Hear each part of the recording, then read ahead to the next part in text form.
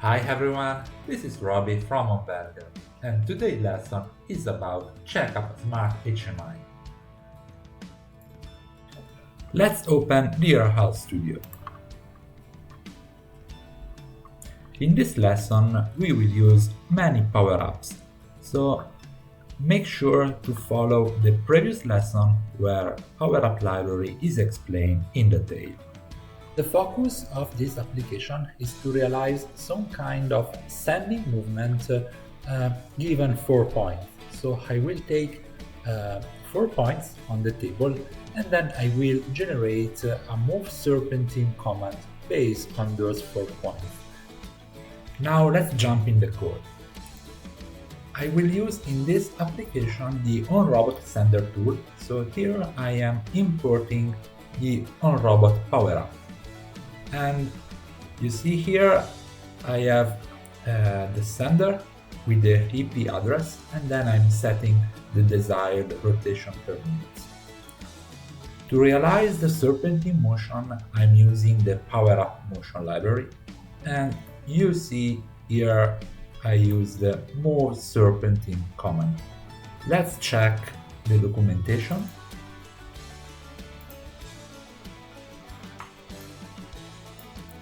So move serpentine command takes 4 points that define the space that must be covered during the serpentine motion, and also a step size, that is the incremental step using during the serpentine.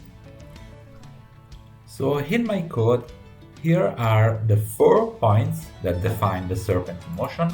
This is the step size. Then I define some on position to start. I've also some other parameter, for example, to use force. So I can choose whatever to use or not the force control during the sending motion. I've also a simulation flag that I can use to enable or disable the sender tool. I've got here a simple monitoring function, so I'm reading the actual forces on the end effector and I'm logging them. And then here is the real motion. So this is a very simple program, but it's static. So every parameter is in the code, and this is not what I really want to do, because I want to give to the operator the choice of this parameter. So I will realize an HMI screen for this simple program. In this way, the operator can choose whatever parameters he likes. In order to use the Smart HMI feature, you need first to import checkup inside your project. So open PowerUp library, select checkup PowerUp, and add it to your project. Okay, you see here it has been added to the project Explorer. So now we can create a new checkup HMI file. Let's call it sending HMI. Okay, this is a void HMI screen. First thing, I can change the logo. So right click here, edit, and I can choose another image. For example, I can choose the logo of my company. Okay. Then I will need another tab. I would like the operator to be able to teach the 4 points that define the surface that must be worked. So I will add another tab here, and I will call it configuration. Okay, you see here, so I can navigate in multiple tabs. Okay, so here I have to let the operator choose 4 points. For this, I will use the input component. So this is the input component that will have pose X type. So this is a Cartesian position, and I have to link it with the real DRL variable in my script. In my case, this is PA. Okay, so you see here, the name must be the same. So I want to link this input button with my variable. So I have to put here the same name that of the variable in my script. Okay, so I will repeat this procedure for all the 4 points. So I will have PB pose X, okay,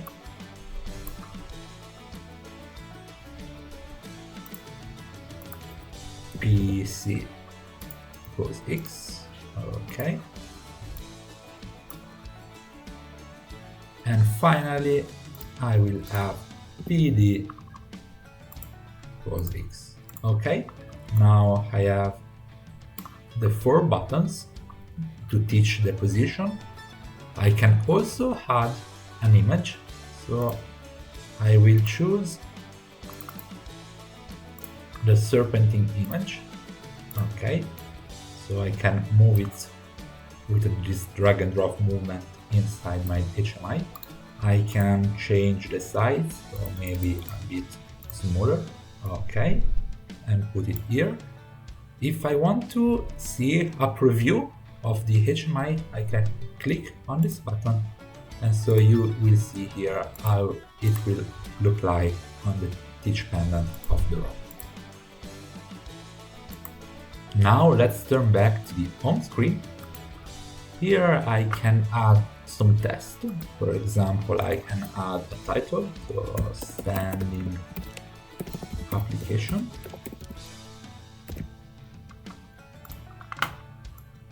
Okay, then I will have to give the operator the choice whatever to use, force control and simulation mode. So I will add a checkbox component. So here I've got to link it to the simulation variable, and here the label will be simulation. This is for the simulation flag. Then same thing for the force control. So variable for force control is use force, and label will be use force control.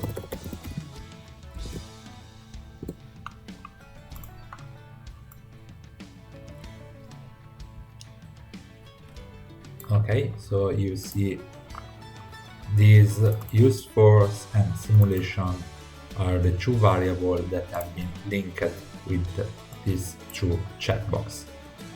Then I will add a slider to let the operator choose the target force. So the DRL variable to link is target force. Mean value will be 10 Newton and max value, let's say 50 Newton. Okay, so we have this slider that the operator can use to choose the actual target force. So let's also put a label here, so target force.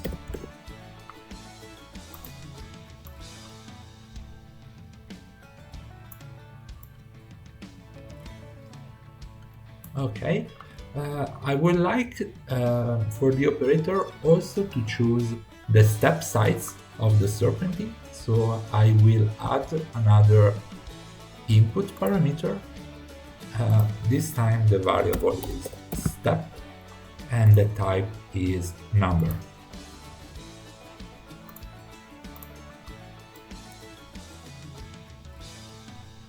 Okay, and I will also add a label for this, so step size.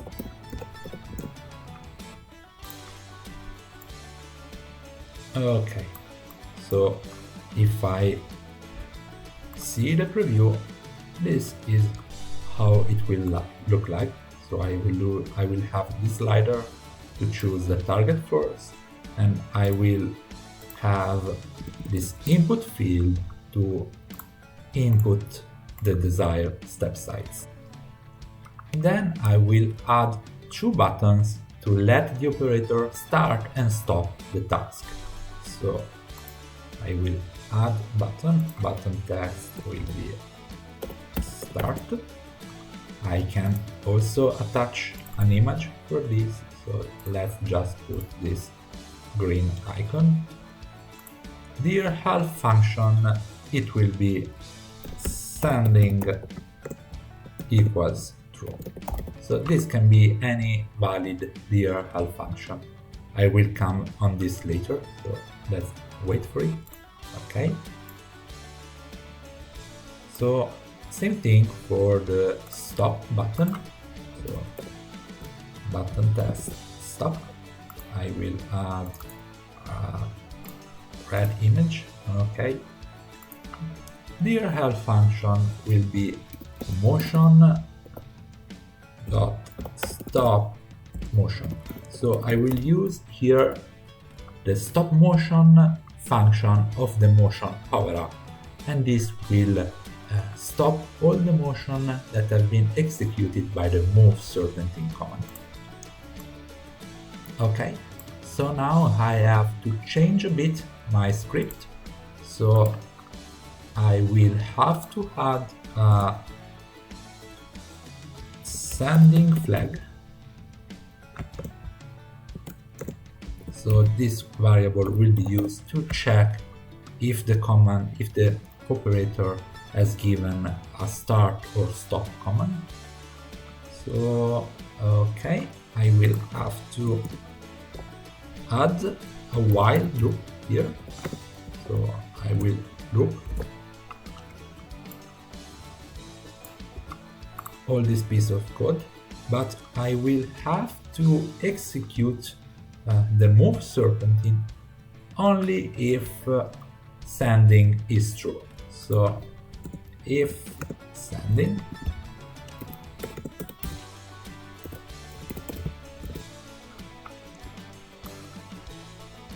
then execute the script.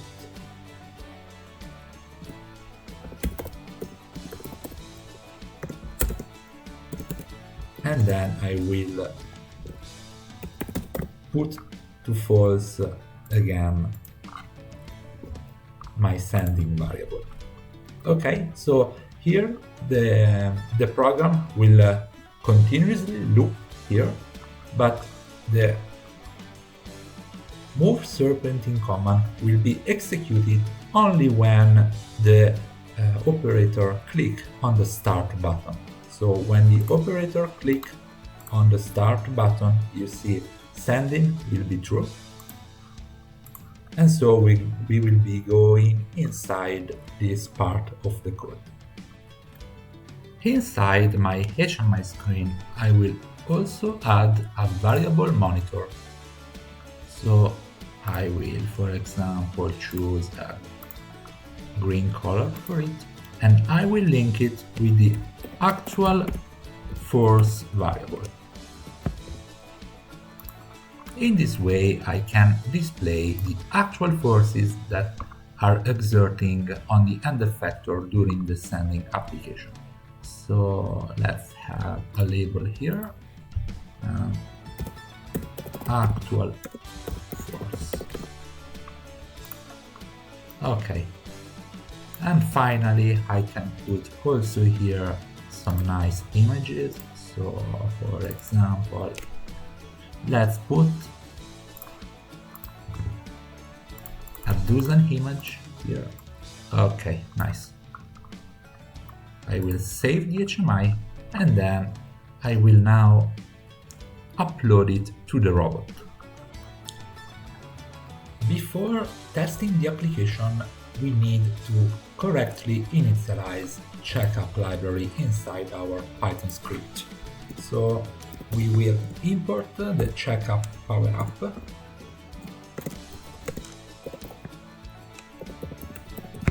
Okay, and after parameter definition, we will need to call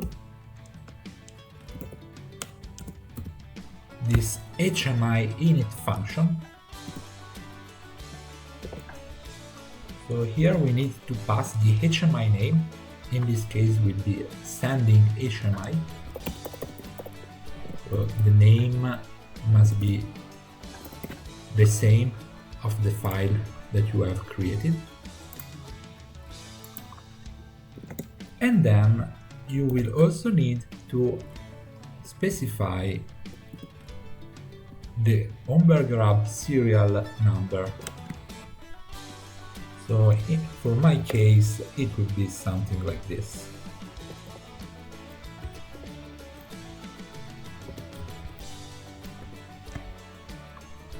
Okay, so this function will start the HMI on the teach pendant and will link all the function and variable that you have defined inside your HMI script.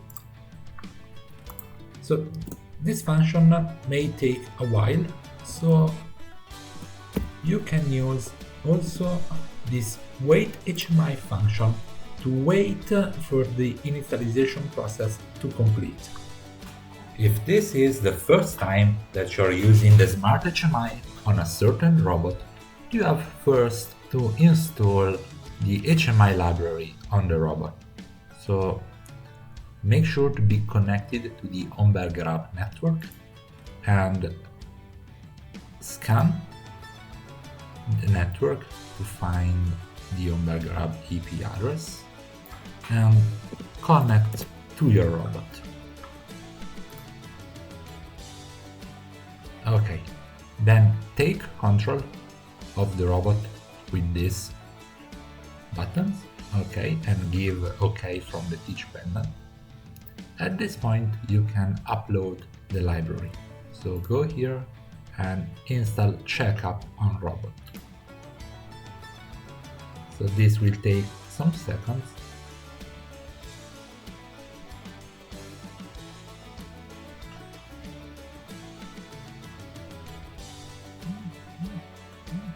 And then you will see here checkup library has been saved on the robot. Okay.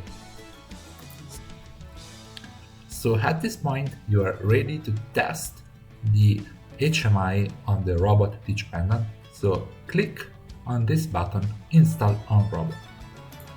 So with this procedure, HMI will be transferred on the robot, and after some seconds it will be displayed on the robot teach pendant.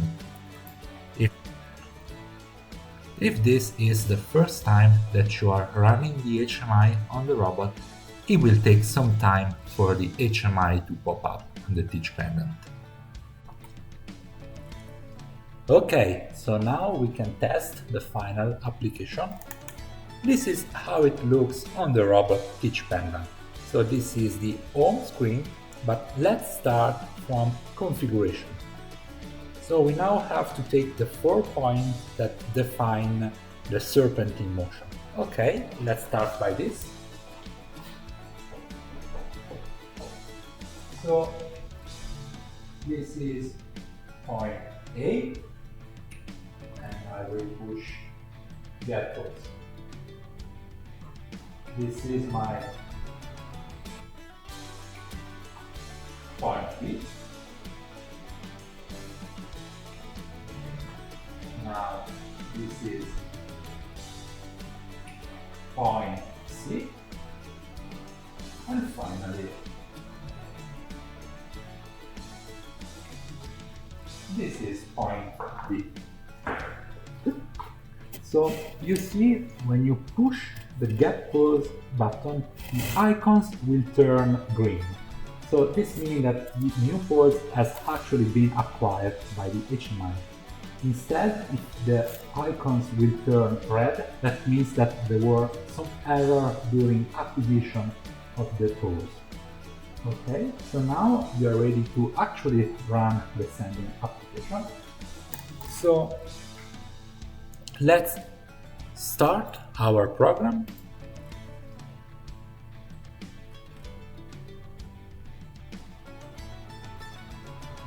Okay, so the robot has gone in home position waiting for our command. On the home screen I will select simulation, so this first time the robot will not actually turn on the sender tool. I will keep force control, maybe I will put a little more force. I can change the step size, for example I can put 80, okay, and now I'm ready to go. So I push start and the robot will start with a serpentine motion. The tool is off because we have selected the simulation mode. Let's check if force control is actually working. So yes, you see, force control is working properly. So okay, we can run the real mode. So let's stop the application. So you see the robot goes back in home position waiting for commands. Okay, so now let's remove the simulation flag and start again.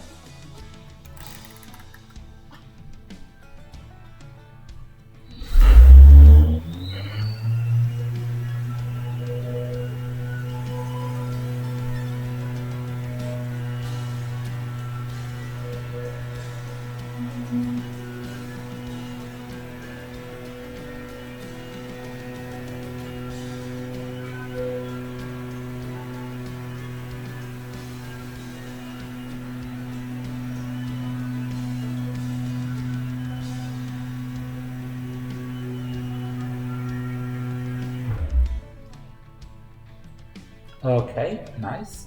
So the cycle is finished and now the robot is waiting for other commands. So for example, we can increase again the forces. Okay, and we can start again. So you see here, this is the force that I've been monitoring during the execution. If I start the program, okay, you see forces are actually varying with respect to the real force response.